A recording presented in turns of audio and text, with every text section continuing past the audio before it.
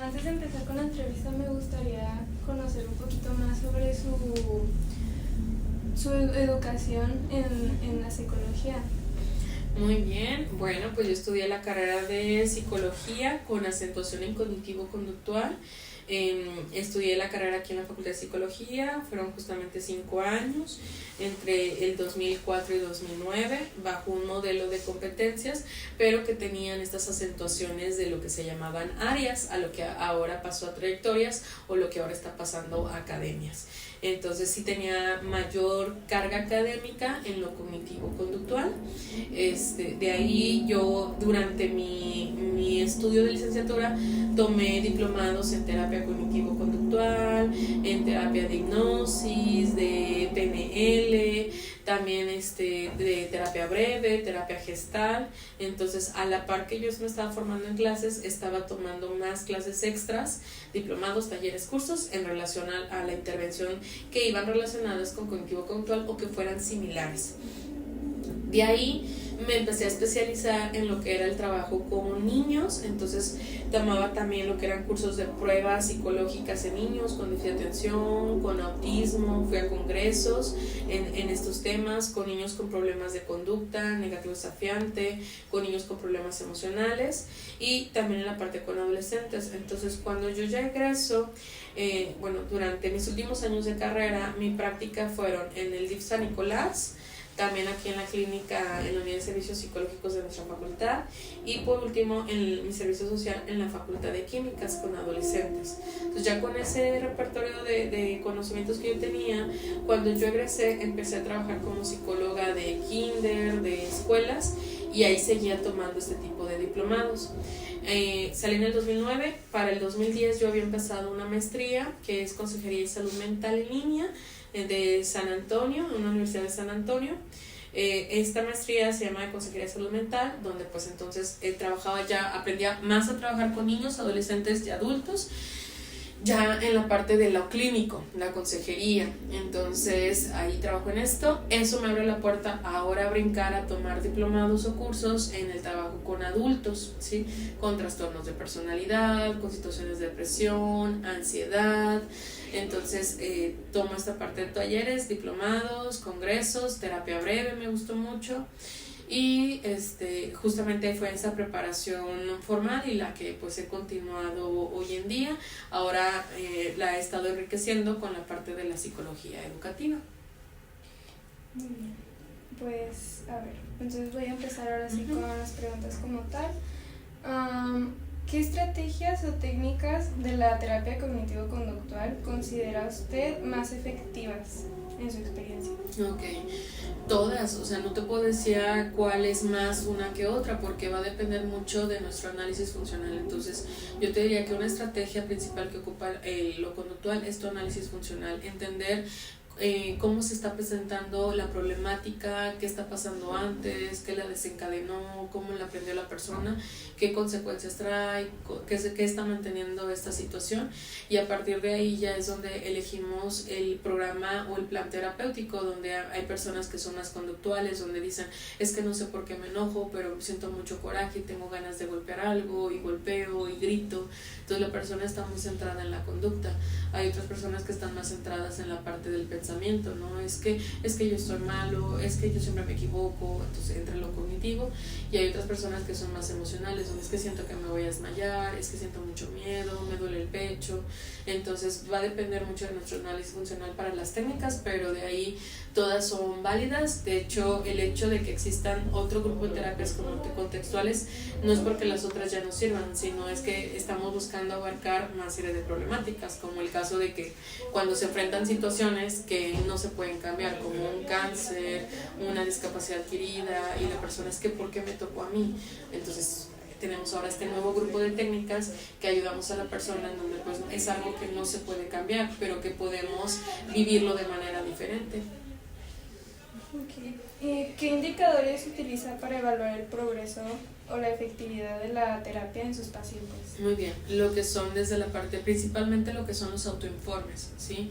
registros de pensamientos, la parte, por ejemplo, donde el paciente anote su estado de ánimo, de preguntas escalares del 1 al 10, del 10 a 1, también lo que son la parte de entrevistas de seguimiento, donde estoy trabajando técnicas y quiero ver cómo vamos, hay alguien que se ha notado tu cambio, entonces también las entrevistas de seguimiento nos utilizan mucho para lo que es el programa. Nuestro análisis funcional es la base y también los objetivos que nos planteamos para ver cómo vamos con el paciente, cómo se siente y nosotros cómo lo percibimos. Entonces podemos aplicar también escalas antes, algunas otras dentro, generalmente son más los autorregistros, pero también podemos ocupar alguna otra escala ya en un paso de como unos 3-4 meses para ver cómo la persona ha estado.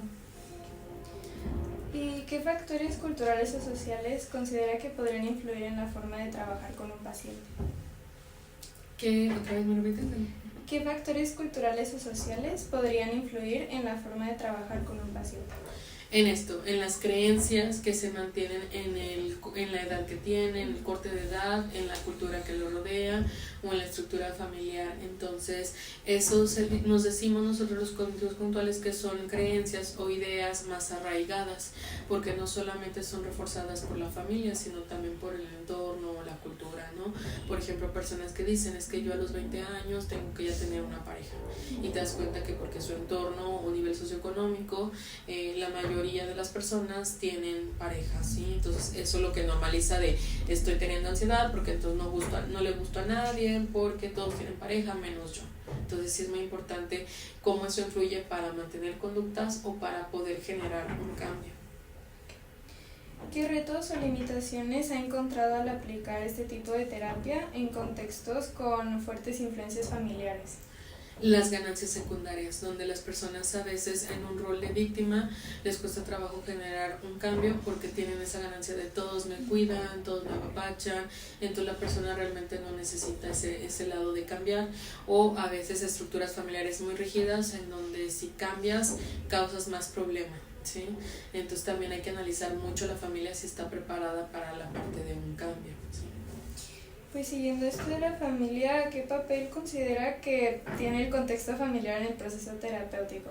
Muy bien, pues es la parte en donde desde la parte de la entrevista inicial, cómo están involucrados en los aspectos de aprendizaje, qué fue lo que la persona integró en su repertorio, de qué aprendió de qué es una familia, los diferentes roles, cómo aprendió las relaciones con iguales, con los hermanos, con las autoridades que son los padres, en el proceso de intervención, en donde si los padres saben que viene a terapia, si los padres no, si los padres son los que quieren que vengan a terapia, pero como chivo expiatorio de que hazlo como nosotros queremos que sea. Entonces también influye la familia, que te sabotean, hay familia que te sabotea la entrevista, por ejemplo papás que dicen quiero que tengamos tu media terapia, pero es para como que de cómo está trabajando con mi hijo, de no, es que esa psicóloga no es buena, entonces te sabotean o te favorecen la parte de la intervención.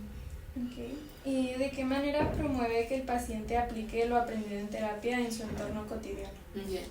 Los apoyamos, la cognitivo-conductual trabaja desde la parte que habla de la idea de que nosotros somos iguales que el paciente, entonces lo acompañamos, es un proceso acompañado, entonces todo aquello que trabajamos con el paciente lo simulamos en la sesión, ¿sí? Entonces una plática que va a tener con el padre, el terapeuta actúa como el padre y el paciente tiene esa plática como el padre para que luego la pueda llevar a cabo con el padre. O allá afuera, por ejemplo, me cuesta trabajo hacer amigos, bueno, aquí ensayamos cómo ser amigos, y te voy dejando tareas pequeñas donde nada más vas a llegar a tu salón y vas a decir buenos días, ¿sí? O vas a decir hola, ¿cómo están todos? Y ya. Y luego siguiente sesión donde vas a tratar de romper el hielo. Entonces, desde que modelamos qué es lo que puede hacer afuera hasta cómo marcamos en nuestro pronóstico, en lo que alcanzamos a observar de la vida del paciente, situaciones que ya están en su vida cotidiana pero que le pueden favorecer a la problemática que pueda tener el paciente.